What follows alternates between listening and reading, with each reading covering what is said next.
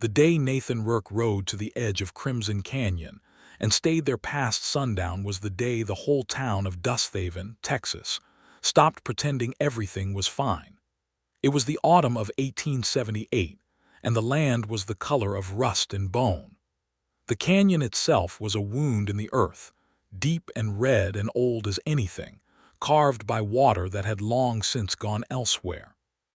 The cottonwood trees along its rim had gone gold, and the wind that swept up from the canyon floor carried the smell of dry rock and sage. Nathan sat at the edge with his boots dangling over nothing, his hat pushed back on his head, his horse tied to a dead juniper 20 paces behind him. He was 31 years old, broad-shouldered, with hands that were rough from a lifetime of rope and saddle leather, and eyes that were the pale gray of a sky before rain. He had not spoken to anyone in 3 days. He had barely eaten. He had ridden out to the canyon the way a man rides out when he does not entirely trust himself to stay in town. The people of Dusthaven knew enough to leave him alone. They knew what he had lost.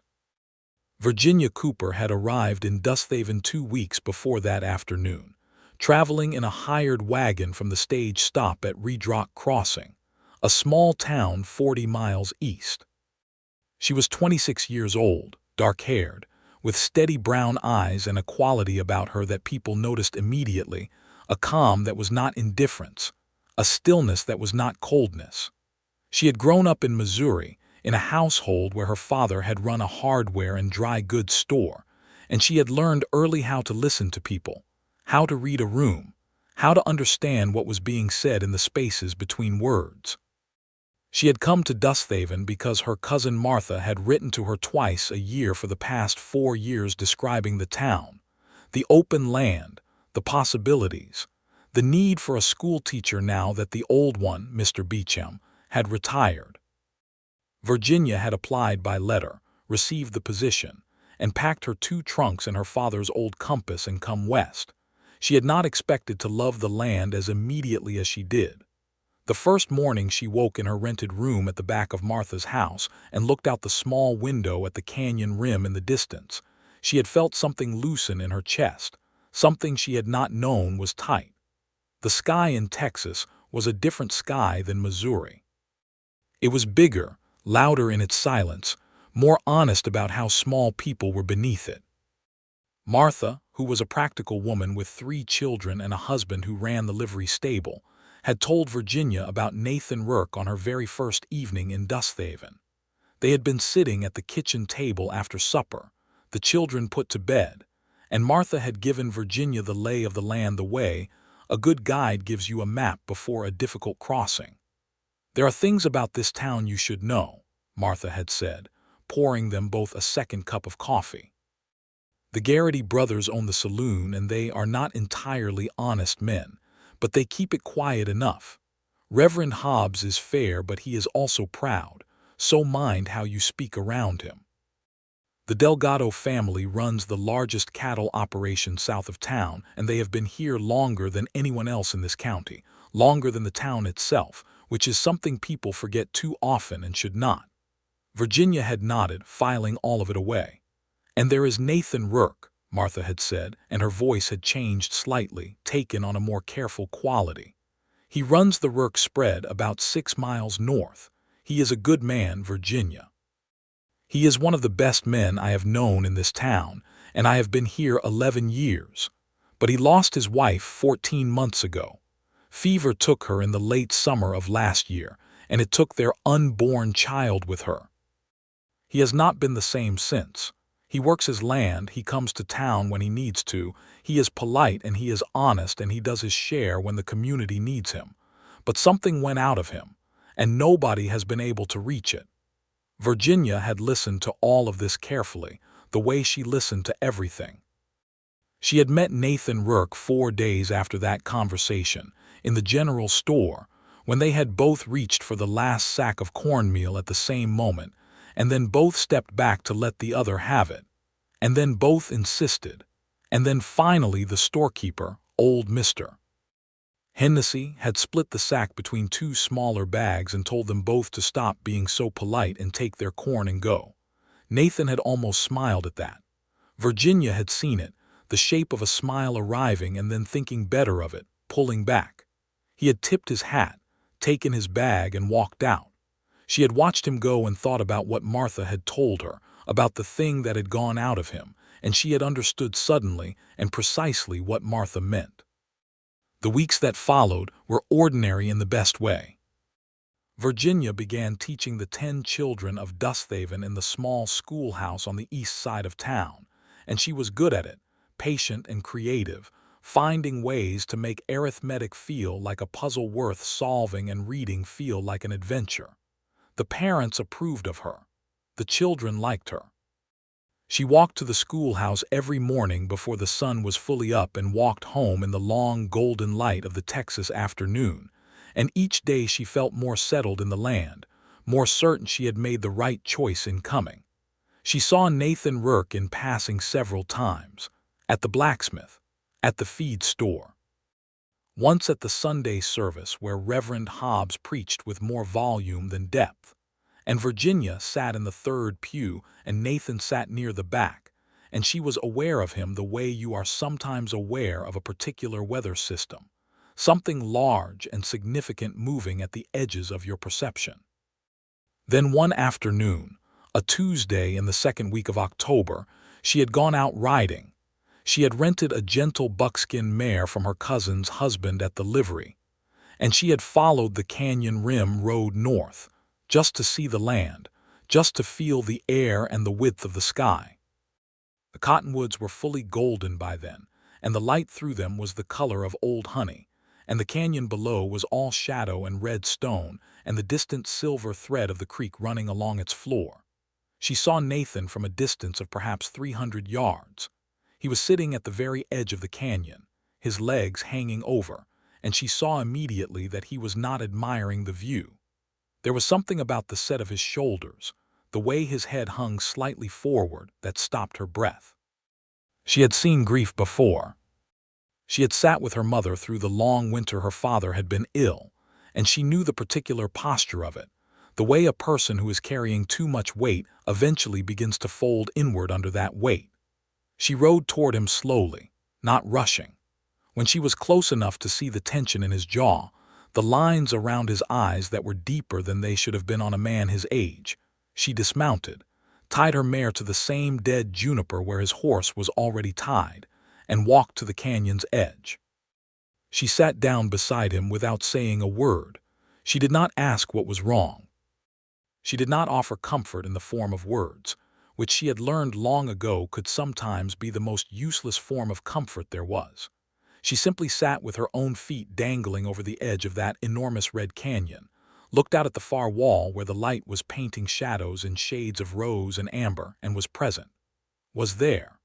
Was another human being sitting in the same space as his pain, not asking it to be anything other than what it was. Nathan did not move for a long moment. She felt him noticing her, felt the small adjustment of a person who has been alone and is suddenly not. She did not look at him. She looked at the canyon. The wind came up from below, warm and mineral and wide. After a long while Nathan said, "You are the new schoolteacher." "I am," she said. Another silence. The light shifted. A hawk rode a thermal up from the canyon floor and crossed above them and was gone. "My wife used to love this spot," he said, and his voice was rough from disuse, rough from something deeper than disuse. Virginia let that sit between them without touching it. "She would bring a blanket and a book and sit here for whole afternoons," he said. "I used to tease her about it, told her she was going to fall in one day." He stopped. The silence stretched. "I would give anything to tease her about it again." Virginia turned her head then and looked at him, fully and openly. His eyes were wet but his jaw was set, the way a man holds himself when he has decided that if he can just keep his jaw set hard enough, he will not fall apart entirely. "What was her name?" Virginia asked. Something shifted in his face at that. He had clearly not expected anyone to ask that. He had expected condolences or advice or the particular brand of cheerful redirection that people offered the grieving because they could not bear to sit with grief themselves. "Clara," he said. "Her name was Clara." "She sounds like a woman who knew how to be still," Virginia said. "That is a rare thing." Nathan looked at her for the first time fully, and she let him look, did not glance away or soften her expression into something performative. She just let him see her face, which was honest and quiet and not uncomfortable with what he was carrying. He did not say anything for a while after that, but something in the set of his shoulders changed, some infinitesimal release, as though one of the ropes that had been holding him at maximum tension had eased a single degree. They sat there together until the sun touched the western horizon and the canyon went from red to purple to the deep blue of early night, and then Virginia stood, brushed the dust from her skirt and said, "I should get the mare back before full dark." Nathan stood too, automatically, the courtesy of it so deeply ingrained it did not require thinking. "Miss Cooper," he said, and then stopped. She waited. "Thank you," he said. He did not finish the sentence, but she understood it completely.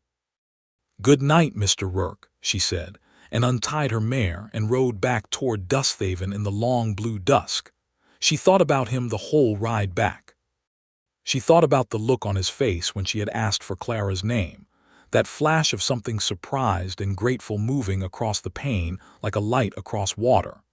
She thought about the canyon, and how it was both the most desolate and the most beautiful thing she had ever seen, and how he had chosen to spend his worst days at the edge of it, and how that made a kind of sense she could not entirely articulate but deeply felt.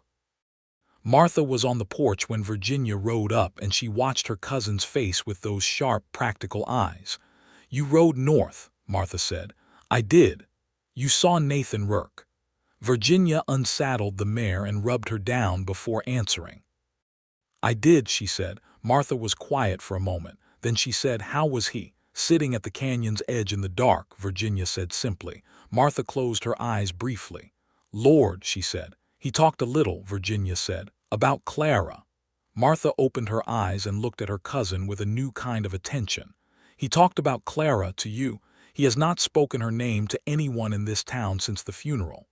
Virginia said nothing. She led the mare to the paddock gate and turned her loose, and she felt Martha watching her with that speculative, careful gaze that meant her cousin was revising a conclusion she had already formed. The next morning Nathan Rourke rode into Dusthaven and tied his horse at the rail outside the general store. Virginia was crossing the street to the schoolhouse with a stack of primers balanced in her arms, and he saw her and she saw him, and they looked at each other across the dusty width of Main Street. He nodded. She nodded back. Nothing more than that, but it was something. It was a different kind of nothing than before. He began coming to town more frequently after that. Whether this was conscious or not, Virginia could not say, and she was careful not to assume. But she noticed it. She noticed when he stopped to speak to Hector Delgado in front of the feed store, which she had been told he had not done since Clara's death. The Delgado family and the Rourke family had been neighbors and friends, and apparently the friendship had been too wrapped up in his wife's memory for him to tend it in the months following her death. She noticed when he helped old Widow Barnes carry a feed sack to her wagon without being asked. She noticed when he laughed, briefly and genuinely, at something the blacksmith said, and how the laugh seemed to surprise him as much as anyone else, as though his own body had done something unexpected.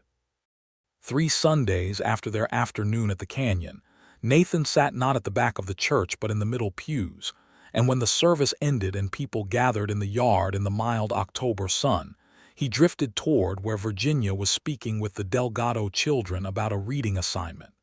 He waited at the edge of the conversation until she noticed him and excused herself.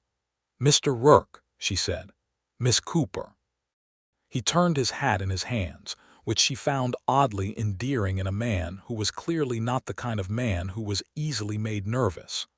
"I have been meaning to say the children speak well of their new teacher, Maria Delgado in particular. She told her mother that Miss Cooper makes books feel like doorways." Virginia felt warmth move through her at that. "Maria said that. Her mother told me." He settled his hat back on his head. "I thought you would want to know."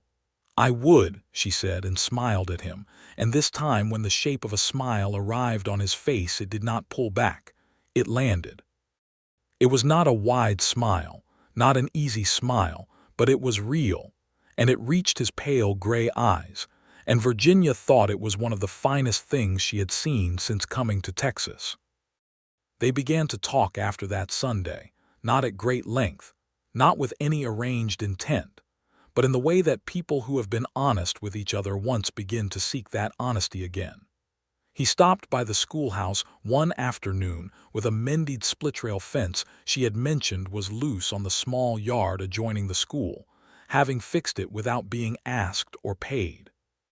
She found him there after school let out, finishing the last post, and she stood in the yard watching him work, and the October light lay gold across his shoulders, and she felt something she had not felt in years. A wanting that was specific and entirely inconvenient and completely alive. She had been engaged once in Missouri. His name was Thomas Veering, and he had been handsome and charming and had ultimately wanted a woman who would be content to be a reflection of his ambitions rather than a person with her own. The engagement had lasted 8 months and ended on a Tuesday afternoon in her father's front parlor, and Virginia had walked away from it with her self-respect entirely intact and a very clear sense of what she did and did not need from a man. What she did not need was someone who would speak over her, make her smaller, or mistake her steadiness for simplicity. What she did need was someone she could sit in silence with and feel that the silence was full rather than empty. She had not expected to find it in a broken cowboy at the edge of a canyon in Texas. November came. The air turned cold and clean, carrying the smell of coming snow from the north, and the cottonwoods along the canyon lost their gold and stood bare and silver-white against the sky. Nathan began calling at Martha's house on Sunday afternoons, having first asked Martha's husband Tom if that would be appropriate, which Tom had relayed to Martha, who had relayed it to Virginia with barely concealed delight. "I told Tom to tell him yes, obviously," Martha said. "Martha," Virginia said. "Virginia, I have watched you look at that man. I look at everyone. Not like that you do not." Virginia did not argue further because Martha was not wrong. The first Sunday afternoon he came, they sat on the porch in their coats because the sun was out and the air was cold but bearable, and Martha brought them coffee and then went strategically back inside and did not reappear, which Virginia appreciated. They talked for 2 hours. They talked about the land, about the way the canyon changed color in different light, about his cattle operation and the particular challenges of ranching in this part of Texas, where the water sources were unpredictable and the ground was stubborn. He talked about his parents, who had come to Texas from Ohio before the war, who had built the Rourke spread from literally nothing, a raw homestead claim with a creek and a prayer. His father had died 7 years ago. His mother had gone back to Ohio to live with her sister, and Nathan wrote to her every month. Virginia talked about Missouri, about her father's store and the smell of sawdust and iron, about her mother who had taught her to read before she started school, and who had always said that a woman who could read could never be entirely at the mercy of anyone. She talked about why she had wanted to teach, which was not because she had any heroic visions about it, but simply because she loved learning and loved sharing learning, and could not imagine spending her days doing something that did not require her whole mind. Nathan listened to her with the full and undistracted attention of someone who genuinely wanted to know what she thought, and Virginia, who had grown up in a world where women's opinions were frequently received but seldom truly heard, felt that attention like sunlight on cold skin. "Your mother sounds like a remarkable woman," he said. "She was," Virginia said. "She died 4 years ago, pneumonia." "I'm sorry," he said, and he said it the way a person says it who knows the weight of the words and means them. "I think about her whenever I am in front of a class," Virginia said. "I think about how she taught me that knowing things was a form of freedom. I try to give the children that same understanding." He was quiet for a moment, looking out at the pale November sky. "Clara would have liked you," he said, and his voice was steady when he said it, sad but steady, the way grief sounds when it has become integrated rather than raw. She had no patience for people who played small. Virginia felt the gift of that, the trust it required from him to offer it. "Tell me something about her," she said. "Something that made you laugh." He looked at her with that slightly startled expression she was beginning to recognize, the one that meant she had done something unexpected. Then he did something she had not yet seen from him. He leaned back in his chair, and the tension in his body eased by a full measure, and he smiled, a real smile, easy and unguarded, and he said, "She was the worst cook in all of Texas, and she knew it and did not care one bit. She would put a plate of something in front of me that tasted like it had been seasoned with road dust and look at me with complete serenity and say, 'Nathan, how is it?' And I would say, 'Clara, it is wonderful,' and she would say, 'You are a terrible liar and I love you for it.'" Virginia laughed. It came out of her fully and naturally, and Nathan's smile deepened at the sound of it. "She would make me tell her what was wrong with each dish," he continued, "and then she would write it down in a little notebook she kept in the kitchen drawer, and she would try again, and it would still be terrible, and we would do the whole thing again. By the time he started again. By the time she died, she had filled most of that notebook. The food never got much better, but she filled that notebook." Virginia felt the ache of that story, the love in it, the particular tenderness of a woman who kept trying. "Where is the notebook now?" she asked. "Kitchen drawer," he said, "right where she left it." They sat with that for a moment, with the weight and the warmth of it, and then Virginia said, "She sounds like someone who did not give up on things." "No," he said quietly, "she never did."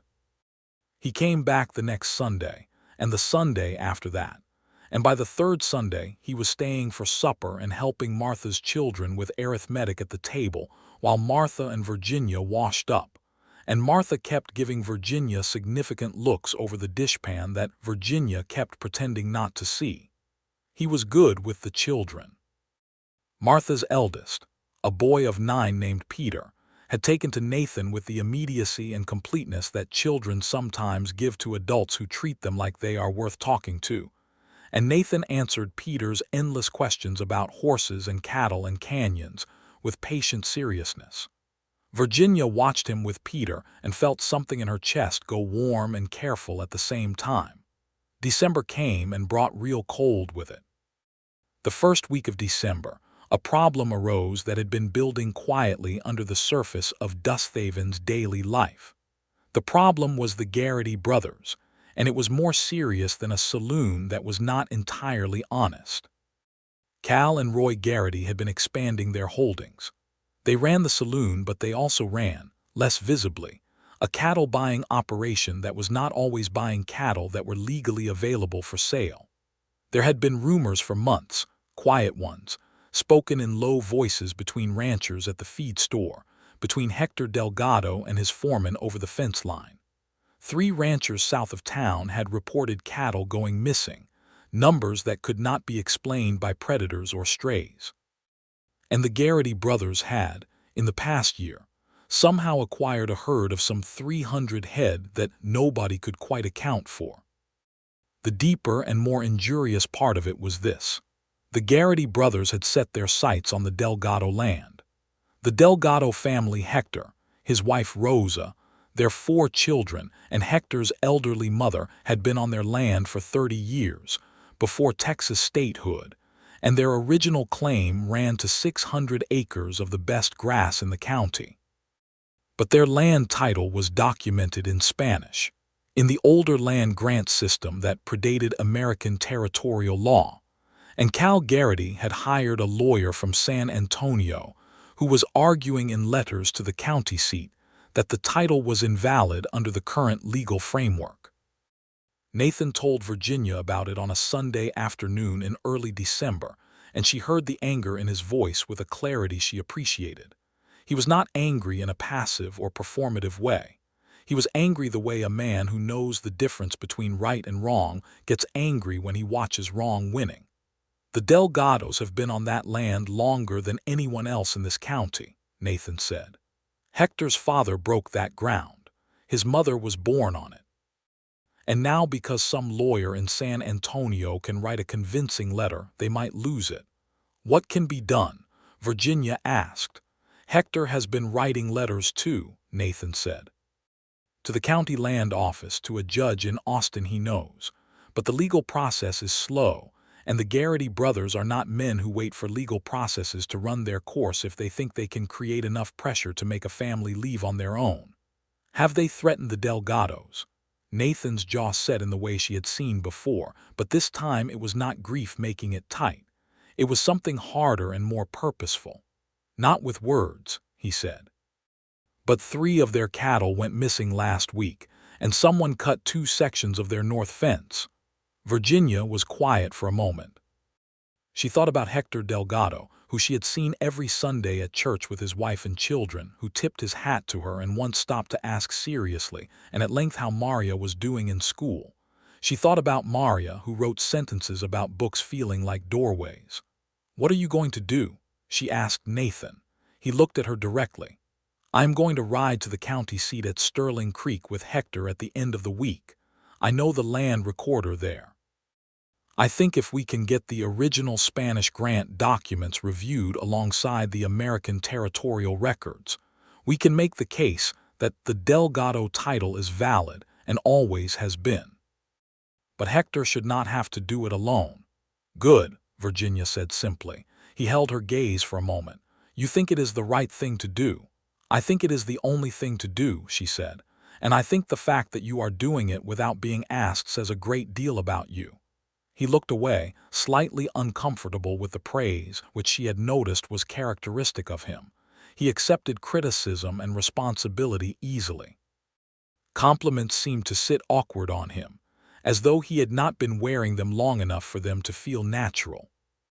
"I should also say," Virginia added more carefully, "that the Garrity brothers' behavior toward the Delgados is part of a pattern that goes beyond just one family's land dispute.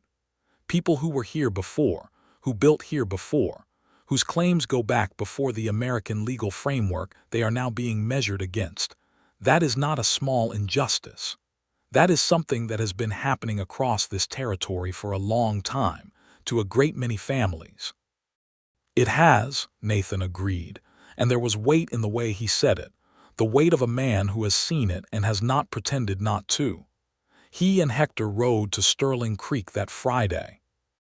They were gone 3 days, and Virginia spent those 3 days noticing, in a way that was slightly annoying to her, how differently the hours moved when he was not in town. She taught her classes and walked her routes and had supper with Martha and Tom, and everything was the same and also slightly less vivid. Martha noticed this, because Martha noticed everything. "You are thinking about him," Martha said on the second evening, not as a question. "I am thinking about whether the land claim argument will hold," Virginia said. Martha refilled Virginia's teacup with serene patience. "Of course you are." They came back on a Sunday evening and the news was good. The land recorder in Sterling Creek, a methodical man named Aldous Webb who had been in the position for 12 years and had no patience for paperwork that did not add up, had reviewed both sets of documents and concluded that the Delgado grant was valid under a treaty provision that had been overlooked in the Garrity lawyer's argument. He had filed a formal notation to that effect in the county record, which would make any further legal challenge significantly harder.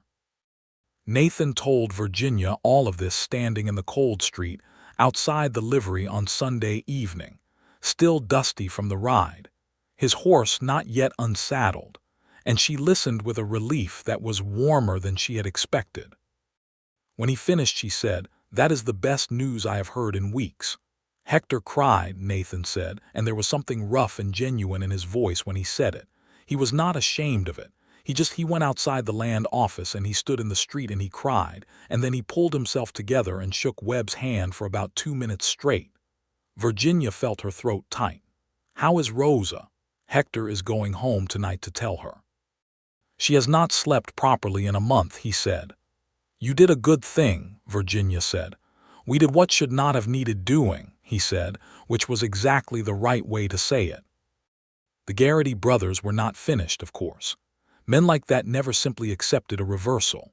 But the legal foundation had been shored up, and Nathan, along with several other ranchers in the area, had quietly made it known that any further harassment of the Delgado operation would be met with a unified and formal response to the county sheriff.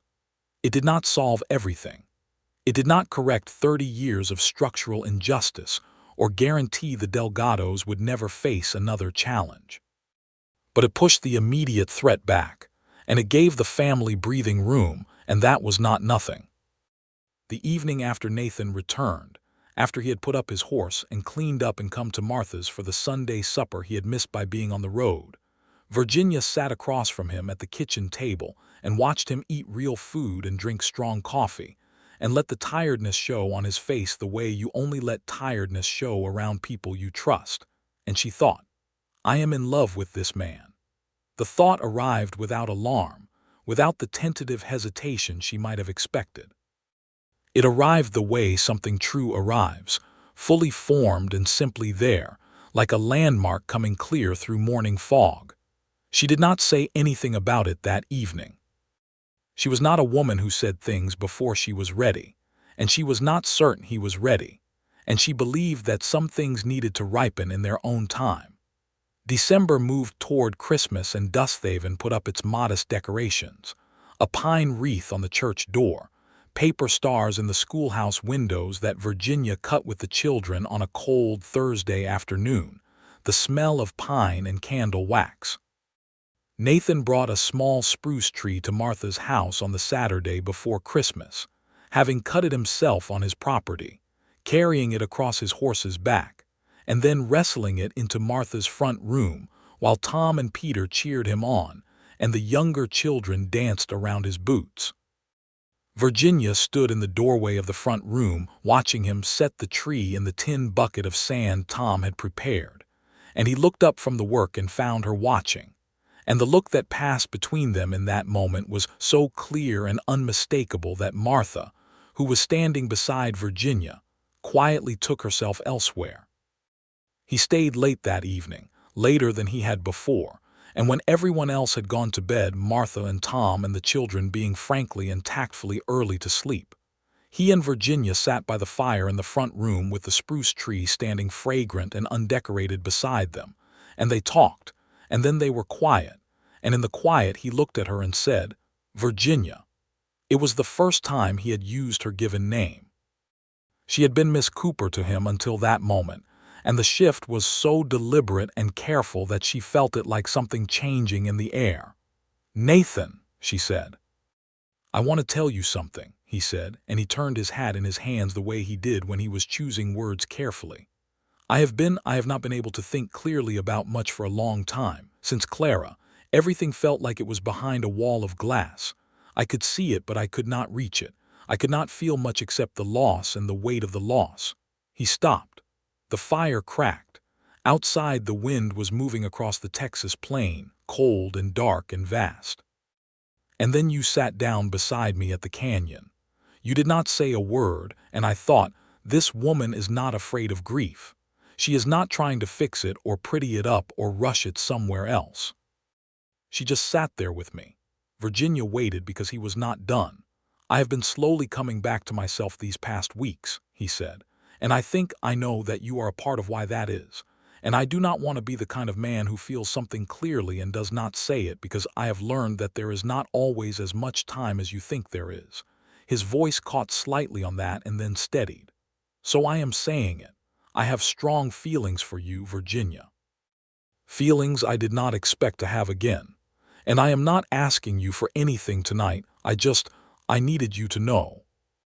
Virginia looked at him for a long moment, at the firelight on his face, at the careful honesty in his eyes, at the hands that had stilled around his hat. Nathan, she said, I sat down beside you at that canyon because something in me recognized something in you. I could not have told you what it was then. I can tell you now. She paused. What I recognized was the kind of person you are. The way you carry things, the way you love. I have been waiting, without quite knowing I was waiting, for someone I could be fully myself with, someone who wants me to be fully myself. She held his gaze. I have strong feelings for you too. I have had them for longer than I have admitted, even to myself. The silence after that was the fullest silence Virginia had ever sat in. Then he reached out, slowly and with complete intention, and took her hand, and she let him take it, and they sat by the fire for another hour, not needing to say very much at all. Christmas came and went, and the new year arrived, 1879, with a 3-day cold snap that froze the water troughs and kept everyone indoors. Virginia spent those days at Martha's, writing letters, reading, working on lesson plans for the new term. Nathan's ranch was 6 miles out and the road was poor in the freeze, but on the second day of the cold snap, a boy appeared at Martha's door with a note written in Nathan's straight, clear hand. It said, "I hope you are warm. I hope the children are excited about the new year. I am thinking of a particular Tuesday in October at the canyon rim." Virginia read it twice and then put it in the pocket closest to her heart. The cold broke in January opened up into pale, bright days, and Nathan came to town twice a week now instead of once, and everyone in Dusthaven noticed and most of them approved. Hector Delgado shook Nathan's hand one afternoon in the feed store while Virginia was at the counter buying chalk and said, "She is good for you, Nathan. Any fool can see it."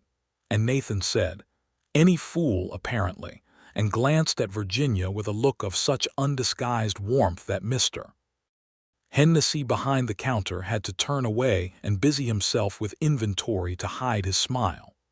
In February, on a Saturday afternoon when the sun had come out strong enough to make the cold bearable, Nathan took Virginia riding. He had brought a second horse, a steady chestnut gelding, and they rode out to the north and then east along the canyon rim, and he pointed out the landmarks of his life on this land. The creek crossing where his father had once pulled him out of the water when he was 7 and had slipped in, the stand of mesquite that marked the original boundary of the Rourke land claim, the low hill from which, on a clear day, you could see 40 miles south to where the landscape blued and blurred into Texas distance.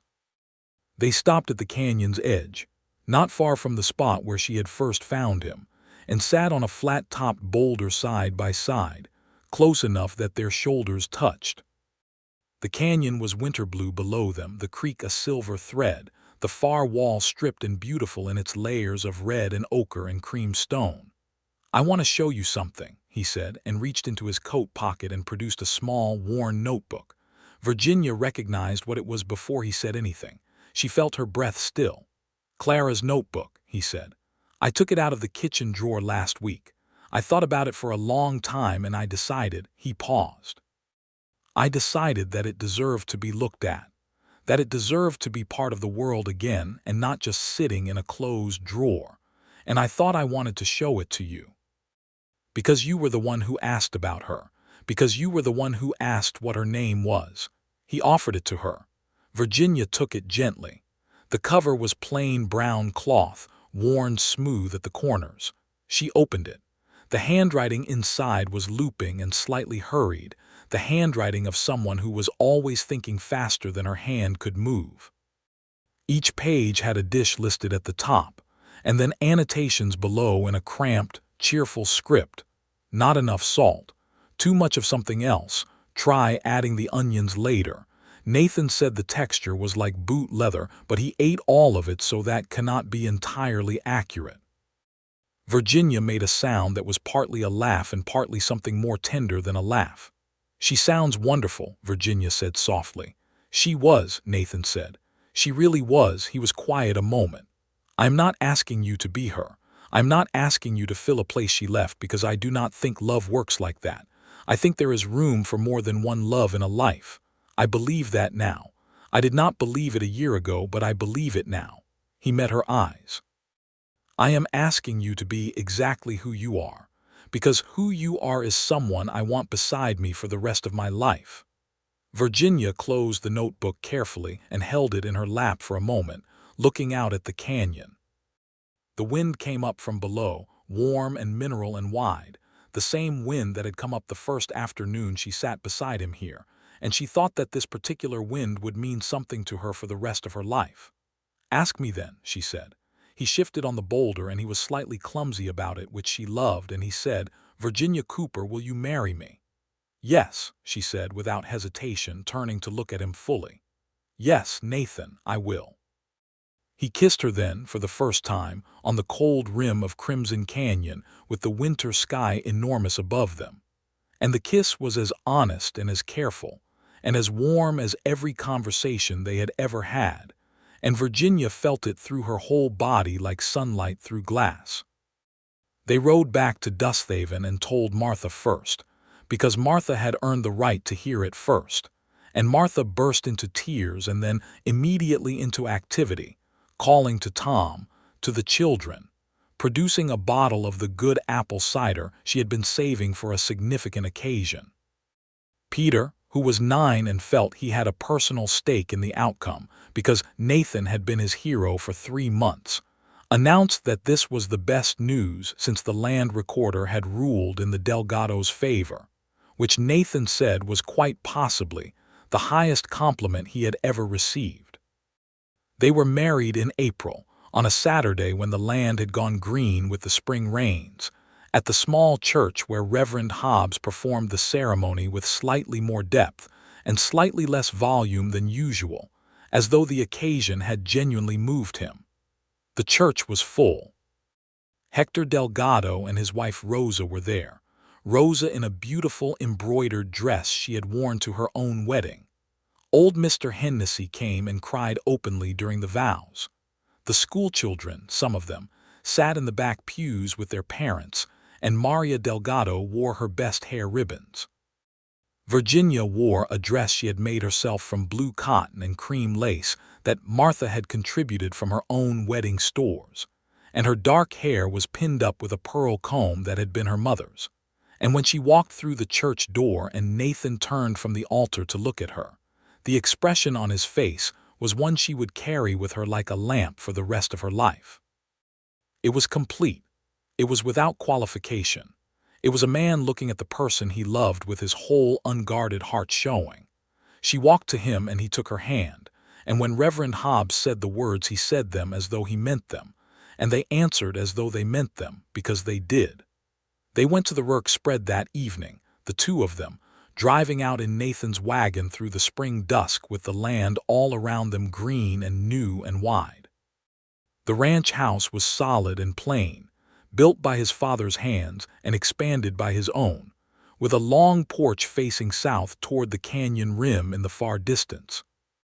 Virginia had visited it twice before the wedding, had walked through the rooms and felt for the house the same thing she had felt for this land from her first morning in Dusthaven, that she belonged here, that some part of her had been traveling toward this exact location for a long time. She found the kitchen on her own and opened the drawer beside the stove and put Clara's notebook back in it. She had returned it to Nathan after he had proposed, and he had carried it home, and now she placed it gently in the drawer and pushed it closed. Then she turned and found Nathan standing in the kitchen doorway watching her. "All right?" he asked. "All right," she said, and smiled at him. He crossed the kitchen and put his arms around her, and she leaned into him and felt the solidness of him, the specific warmth of this man she had chosen, and they stood like that in the kitchen for a while, not needing to go anywhere. The months that followed were the building of a life together, and it was both ordinary and remarkable in the way all genuine happiness is ordinary and remarkable. Virginia continued teaching at the Dusthaven school through the spring term, and then, when September came, through the fall term. She loved the work, and Nathan never suggested she should not do it. He would ride her into town on school days when their routes aligned, and she would walk back in the afternoons, and sometimes he would come to meet her at the schoolhouse end of day, and they would walk or ride home together in the long Texas dusk. She learned the land the way she had always learned things, completely, with her full attention. She learned the ranch's rhythms, the particular smell of the air before a thunderstorm, the way the cattle moved when they were content versus when something had disturbed them, the names of every creek and draw and rise on the Rourke property, and some on the neighboring properties too. Nathan taught her all of it with the patience of someone who genuinely enjoyed teaching and genuinely enjoyed her learning. She taught him some things too. She gave him a copy of a book she had brought from Missouri, a collection of essays and natural histories, and he read it through twice and then started recommending passages to her at supper. She taught him a card game her mother had taught her, a patient and complicated game that required paying close attention to what had already been played, and he was good at it within a week because he was good at paying attention. They argued sometimes, as two opinionated people will. Nathan had a stubbornness that occasionally tipped into a refusal to ask for help when he needed it, which Virginia called what it was, directly and without softening. Virginia had a tendency to take on other people's problems as her own responsibility, which Nathan pointed out with equal directness. They argued in the way people argue when they respect each other, without cruelty, without the cold weaponizing of intimate knowledge, and they resolved things and moved on, and each argument left them knowing each other slightly better than before. In the winter of 1879, going into 1880, two things happened that marked the year. The first was that Cal Garrity, having exhausted his legal options against the Delgado land and facing increasing scrutiny about his cattle operation, left Dusthaven. He simply loaded his most portable assets, settled his brother Roy in charge of the saloon, and rode south. Roy Garrity, without his brother's ambitions driving him, turned out to be a more straightforward businessman, and the saloon became less of a shadow enterprise and more of a regular establishment. It was not a complete justice, and the cattle that had been taken were never entirely accounted for, and the years of pressure on families like the Delgados did not simply dissolve. But the immediate threat was gone, and the community breathed easier. The second thing that happened was that Virginia found out she was expecting their first child. She told Nathan in the kitchen on a January morning, quietly and directly, the way she did most things, and he was still for a moment, and then he crossed the kitchen and held her face in both his hands and looked at her with an expression that combined joy and vulnerability in equal measure. Joy for the new life coming, vulnerability because he knew what could be lost, had known it in the most devastating way possible. "Are you all right?" she asked him, because she could read him well enough to see both things. "I am," he said, and he meant it, though she heard the work it took him to mean it. "I am very all right, Virginia. I am," he searched for the word and then laughed slightly, helplessly. "I am so happy I do not know what to do with myself." She put her hands over his. "Good," she said, "because I plan to need a great deal of help with the cornmeal." He laughed at that, a full, real laugh, and the kitchen was warm and the January light came through the south-facing window and fell across the floor, and Virginia thought, "This is it. This exact thing. This is what it is all supposed to feel like." The pregnancy was good, healthy, without complications, and Virginia taught her class through the spring term and into early summer, because she was well, and because the children needed continuity, and because she was not the kind of woman who surrendered occupation simply because the world expected her to. She made arrangements for her neighbor and friend, a capable young woman named Delia Marsh who had wanted to teach for years, to take over the classroom from midsummer, with the understanding that Virginia would return in the fall term. Nathan was attentive in a way that was occasionally slightly excessive and entirely endearing.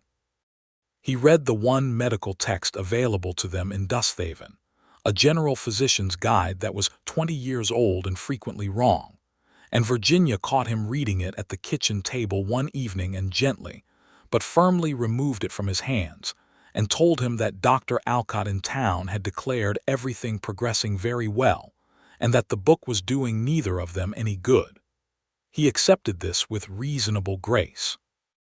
Their son was born on a Thursday in late July 1880, delivered by Dr.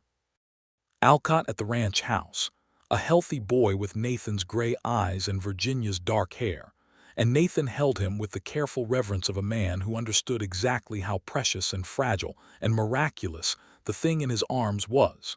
He cried, and Virginia held his hand while he cried, and nobody was ashamed of any of it. They named him James after Nathan's father, with William as a middle name for Virginia's father. James William Rourke came into the world hollering and departed the delivery room quiet and milk-drunk and perfect. And the ranch and the land and the canyon to the south were all still there, patient as stone, waiting to be shown to him when he was ready. Martha rode out that afternoon with a cake and her children, and a wrapping of white flannel that she had embroidered with small horses, because of course she had, and Peter held baby James with enormous 11-year-old solemnity and declared him to be pretty small but probably fine. Hector Delgado came with Rosa and their children, and Hector shook Nathan's hand for a long time, the way he had shaken Aldous Webb's hand in Sterling Creek, with all the feeling he could not quite put into words, and Nathan clapped him on the shoulder and Rosa kissed Virginia's cheek, and Maria Delgado, who was now 9 and serious as a judge, asked very detailed questions about the baby's eye color and received very detailed answers. That evening, after everyone had gone, after the baby had been fed and settled and was sleeping in the cradle, Nathan had made himself from the oak of a fallen tree on the east pasture, Virginia, and Nathan sat on the porch in the summer dark. The canyon was invisible in the night but present, a darkness below the darker sky, and the stars over Texas were as wide and numerous as Virginia had ever seen them. James William Rourke, Nathan said, saying the name as though he was learning it, which he was, as though the name was a door to a new country. He has your eyes, Virginia said. He has your stubbornness, Nathan said. He refused to stop crying for 40 minutes when Alcott first cleaned him up. That is not stubbornness, Virginia said. That is principle. Nathan laughed softly and put his arm around her shoulders, and she leaned into him and looked out at the dark canyon and the wide stars and thought about her mother, who had taught her that knowing things was a form of freedom, and about Clara, whose notebook was in the kitchen drawer and whose name was spoken with love in this house. She thought about the woman she had been in Missouri before all of this and the woman she was now, and how those two women were the same woman and also different, deepened by everything that had happened between. Nathan, she said. Yes. Do you remember what I thought the first morning I woke up in Dusthaven and looked out at the canyon rim? You never told me, he said. I felt something loosen in my chest, she said. Something I had not known was tight, as though I had been holding myself in a shape that was not quite my shape, and the land here was big enough for me to stop doing that. He was quiet for a moment. Then he said, I felt something like that too, the afternoon you sat down beside me. I had been so alone inside my grief that I had forgotten what it felt like to have someone else simply present. Not trying to move me anywhere, just present. We make a good pair, she said. We do, he said. We really do. The years moved forward the way good years do, with enough trouble to keep life honest and enough joy to make the trouble bearable. Dusthaven grew slowly, as Texas towns grew in those years, acquiring a second store, a new schoolhouse larger than the old one, a telegraph office in 1882 that connected the town to the wider world and generated enormous excitement. Nathan's cattle operation expanded steadily, not dramatically, because Nathan was a man who built carefully rather than quickly, and by 1883 the Rourke spread ran a well-regarded herd and had a reputation for fair dealing that brought buyers from as far as Dallas. Virginia returned to teaching in the fall after James was born and taught for 3 more years before stepping back when their second child was expected. This one was a daughter, born in the spring of 1883, and they named her Ellen, after neither of their mothers, but for no other reason than because the name suited her immediately, round and bright, which was what she was from the first. Ellen was a different creature than James, entirely louder, more socially immediate, charming in a way that was almost alarming in an infant, and James, who was 2.5 and had been king of his world, regarded her with a mixture of suspicion and fascination that took about 3 weeks to resolve into fierce love. Virginia's life was full in the specific way that a life well lived is full, not without its difficulties, not always smooth, but full in the sense of meaning and belonging, and the satisfaction of work done well and love given honestly. She remained on the school board even when she was not teaching, contributing to the curriculum decisions, advocating for better materials and a third teacher as the town grew. She was not a woman who required a title or a formal position to make her presence felt. She had learned from her mother that influence came from showing up, from being someone people trusted, from doing the work regardless of whether anyone was watching. Nathan watched her do this, and was proud of her in a way he expressed not with fanfare, but with the specific attentiveness of a man who sees his partner clearly. He told her she was remarkable in the ordinary moments, in the kitchen over breakfast, in the evening on the porch, in the small private vocabulary that couples build between them over years of sharing space and time and experience. He had healed. It was not a dramatic healing, not a single moment of transformation, but the slow and real healing that comes from choosing to live, from allowing love back in, from being witnessed in grief by someone who was not afraid to sit at the edge of the canyon with you. He spoke of Clara freely now, not often, but naturally, without the stiffening that had characterized his earliest mentions of her name. James knew about Clara the way you know about someone who mattered greatly to the people you love, as a presence in the family's history, someone who was loved and lost and not forgotten. One autumn evening in 1884, when James was 4 and Ellen was 1, and the canyon had gone orange with the late light, and the cottonwoods along its rim had gone gold again the way they did every year at this season, Nathan saddled 2 horses and he and Virginia rode out to the canyon alone, a thing they did sometimes when Martha was available to watch the children, just the 2 of them and the land and the wide Texas sky. They sat at the edge, their feet dangling over the great red depth, and the wind came up from below, warm and mineral and wide, the same wind that had always been there. 6 years ago, Nathan said. Almost exactly, Virginia agreed. She had worked it out more than once. You just sat down, he said. You needed someone to sit down.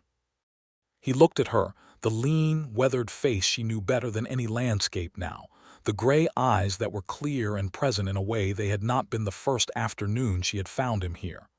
I needed you to sit down, he said. Specifically you. I just did not know it yet. Virginia leaned her head against his shoulder, looking out at the canyon. The light was moving through its afternoon registers, the stone going from orange to rose, the shadows in the deep cuts going from blue to purple. Somewhere far below a hawk cried once, sharp and clear, and was gone. What are you thinking about? He asked. I am thinking about the fact that we have done something fairly extraordinary, she said. We built something real, Nathan. You and I in this exact place with this exact land. We have a home and 2 children and a community that knows us and that we know. We have a life that means something. We have a life that means everything, he said. She lifted her head and looked at him, and he looked back at her, and between them was 6 years of mornings and evenings and arguments and laughter and sorrow and joy, and the specific intimacy of people who have chosen each other not once but every day. And it was all there in the look, every last word of it. He kissed her on the canyon rim the way he had kissed her the first time, with the same honesty and the same care, and the canyon was vast below them, and the sky was vast above them, and they were 2 people who had found each other against considerable odds and held on, and that was the whole of it, and the whole of it was more than enough. They rode back to the ranch in the golden late afternoon, unhurried.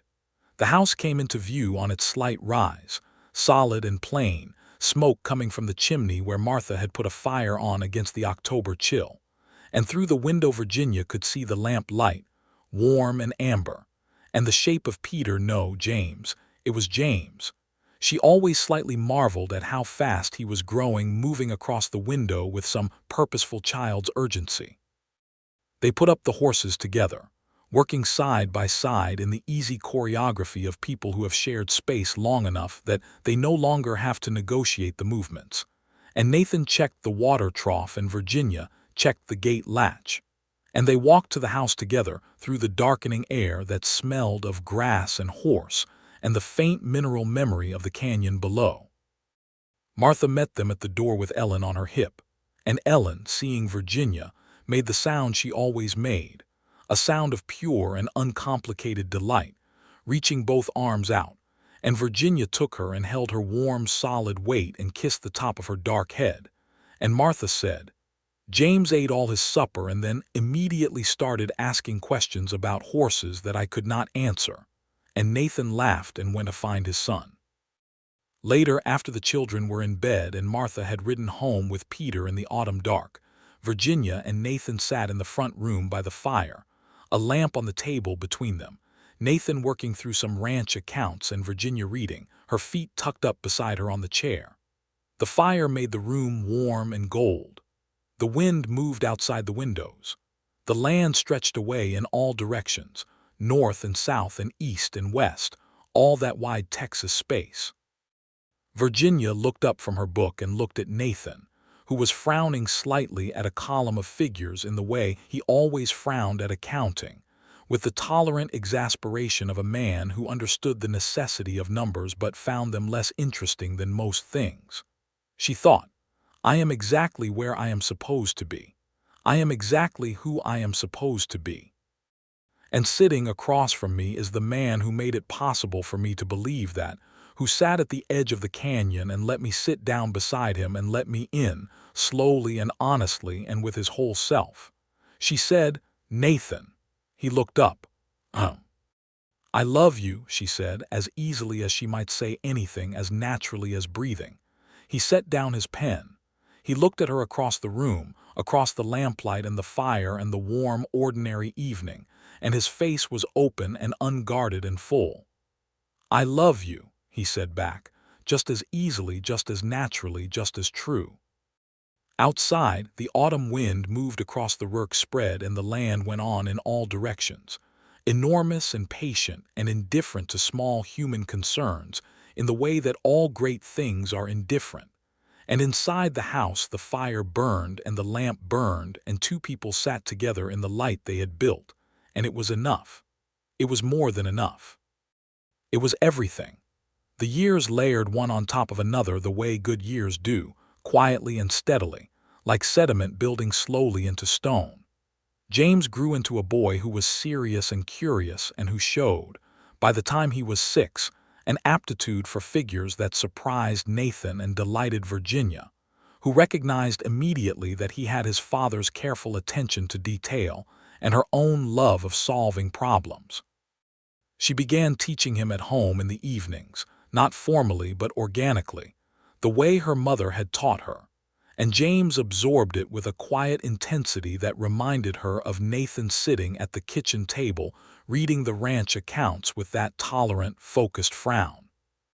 Ellen, who was different from her brother in nearly every visible way, grew into a child of enormous social energy, who knew the name of every person in Dusthaven by the time she was 2.5, who brought home injured birds and asked questions that no one could answer and laughed so readily, and with such complete commitment that complete strangers smiled when they heard her. She had Nathan's eyes and Virginia's directness, and she was going to be, Virginia thought, a genuinely interesting person in the world. Nathan taught James to ride at 4, which was early, but James asked so persistently, and with such detailed reasoning for why he was ready that Nathan eventually had to concede the argument and put him on a horse. And James sat straight and still and pleased and completely unafraid. And Nathan looked across the paddock at Virginia, who was watching from the fence, and his expression said everything about what he felt for this child, this life, this woman at the fence. The Rourke spread added a second barn in 1885 and brought on 2 more hands, brothers named Gil and Frank Mercer from South Texas, who were steady workers and decent men, and who treated Virginia with the respect that Nathan made clear was not optional. Virginia in turn treated them as the skilled workers they were, learned their preferences in the same way she learned everything, attentively and practically, and within a month The arrangement had the comfortable efficiency of a small operation where everyone knows their role and trusts the other people in theirs. Hector Delgado and his family remained their closest neighbors and dearest friends through all of it. The Delgado and Rourke children grew up in each other's company, Maria Delgado and James Rourke being particular friends, arguing about books at an age when most of their peers were still primarily interested in mud. Hector and Nathan rode their fence lines together twice a year and had arguments about cattle breeds and methods that were really just their way of thinking out loud with someone they trusted. And Rosa and Virginia sat on one or the other's porch on summer evenings and talked about everything from school board politics to the particular satisfactions of a garden that was actually producing. Martha's family remained close too, Peter growing into a young man who inherited his father Tom's practical competence and who began working at the livery full-time at 16 with every intention of eventually taking it over, a trajectory that pleased Tom enormously and amused Martha. Martha herself remained Virginia's closest friend and clearest mirror, the person who told her things she needed to hear without softening them into something easier but less useful. In 1886, Virginia returned to teaching full-time. The new schoolhouse had been built, larger, and the school board had hired Delia Marsh permanently as well, and the two of them between them ran a school that Dusthaven's parents spoke of with genuine pride. Virginia brought to the classroom now the additional depth of a woman who had built a life and a home, who had experienced loss and joy and the specific richness of long love. And the children she taught felt this somehow, felt the quality of her attention and the warmth of her interest in them as specific people with specific futures. She was 34 years old and she was at the fullness of herself, which is not something every woman in 1886 could say. And she knew it, and she was grateful for it with a gratitude that was not passive but active, that expressed itself in the way she showed up for every person in her life with her whole self. One evening in late autumn 1886, Virginia and Nathan were sitting on the porch after the children were asleep, as they often did, letting the day settle around them, and the stars were extraordinary, and the canyon in the distance was a dark line against the night horizon. "I have been thinking," Nathan said. "About what?" "About what this place is going to be," he said. "Long after us." Virginia looked at him. He was 40 years old, lean and weathered and completely at peace in the way of a man who has made his peace with the hardest things and found that what came after peace was something very good. "Tell me. James will have this land," he said.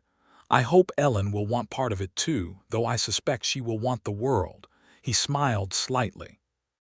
"But this land, what my parents built and what we have built here, this is going to mean something to people who have not been born yet. That is an extraordinary thing to have a hand in." Virginia leaned her head back against the chair and looked at the stars. "When my mother taught me to read," she said, "she used to say that what you send forward into the world matters.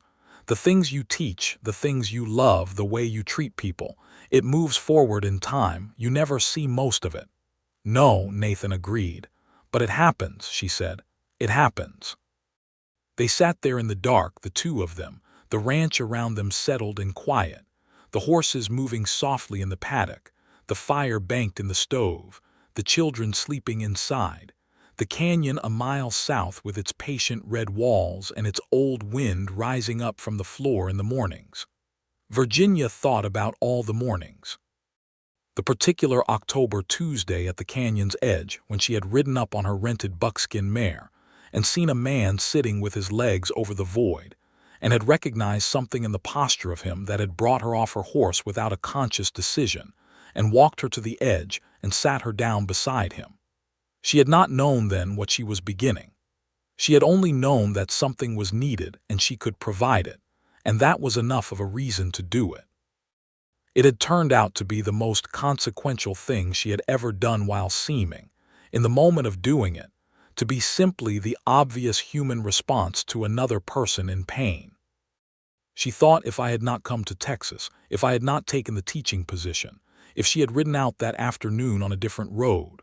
Then she thought, but I did come, and I did take the position, and I did ride that road, and he was there and I sat down and the rest of it followed from that single quiet act of presence. "What are you thinking?" Nathan asked, the same question he had asked at the canyon years ago in the same voice. She turned her head and smiled at him. "About that Tuesday at the canyon," she said. He smiled back, the easy, unguarded smile she had watched arrive and grow and become part of her daily landscape, as familiar and as beautiful as the Texas sky. "I think about it too," he said. "What do you think about it?" "I think about how I did not know what was happening," he said. "I was too far inside the grief to see clearly. I just knew that someone sat down beside me and the loneliness became less absolute just by one person, just by a few degrees. And I thought, whoever this woman is, she is not afraid of hard things." He paused. "I was right about that." "You were," she agreed pleasantly. He laughed. She loved his laugh, had loved it from the first time she heard it. The day he had told her about Clara's notebook and the terrible food, and the way Clara had written it all down. "I was also right that she was going to be far more trouble than I anticipated," he said. "You were right about that too," she said. They laughed together in the dark, quietly so as not to wake the children, the specific, intimate laughter of people who have been making each other laugh for years and have an inexhaustible archive of reasons to do so. The night was large and the stars were cold and brilliant, and the canyon waited to the south with its old red patience, and the Rourke Ranch settled deeper into the Texas earth with every year it stood, and Virginia Cooper Rourke sat on her porch beside the man she loved and let the good weight of her life rest on her like a quilt, warm and real and entirely hers. Inside the kitchen, in the drawer beside the stove, Clara's notebook rested in the dark, its pages full of looping handwriting and cheerful failures, evidence of a woman who had kept trying, who had never given up on things. Virginia went in every so often and opened the drawer, not to read it, just to know it was there, just to honor the existence of a woman who had loved this same man and this same land before her. She thought Clara would have understood that. She thought Clara, who had no patience for people who played small, would have been glad to know that he had not remained alone, that someone had sat down beside him at the edge of the canyon and stayed. Spring came in 1887 with more rain than usual, and the canyon ran high, and the land turned remarkable shades of green that Virginia photographed in her memory carefully, because they would not last.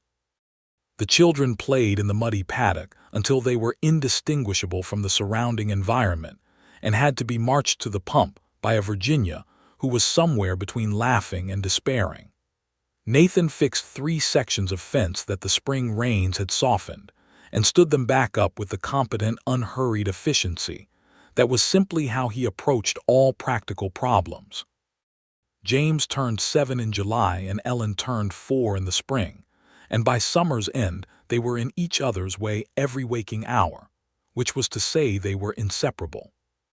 Virginia held her life around her like something precious and breakable that she also knew was stronger than it looked, strong because it had been built on honest ground, on a canyon's edge in October 1878, when a woman had sat down beside a broken man, and neither of them had said a word, and the silence between them had contained the beginning of everything. That was how it started. And this, the ranch and the children and the land and the years and the laughter in the dark, this was how it continued, and how it would continue, going forward into a future neither of them could see, but both of them trusted, having learned to trust by trusting each other first. The canyon was always there, south of the house, a mile away, red and enormous and ancient, patient as time. Sometimes on clear evenings they could see the far rim from the porch, a dark line above the horizon, and Virginia would look at it and feel the same thing she had felt the first morning she woke up in Dusthaven and saw it through the window, that loosening in the chest, that particular and irreplaceable sense of being exactly where she was supposed to be. Only now it was deeper. Now it was rooted. Now it was home. Nathan's hand found hers on the porch rail in the evening dark, and she turned her palm up to hold his. And the wind came from the south, mineral and warm and wide, carrying the smell of red stone and old water and all the living years of this particular, beautiful piece of earth. And Virginia Cooper Rourke held on to her husband's hand and looked at the stars and felt the deep and lasting rightness of it all. The children were asleep. The ranch was quiet.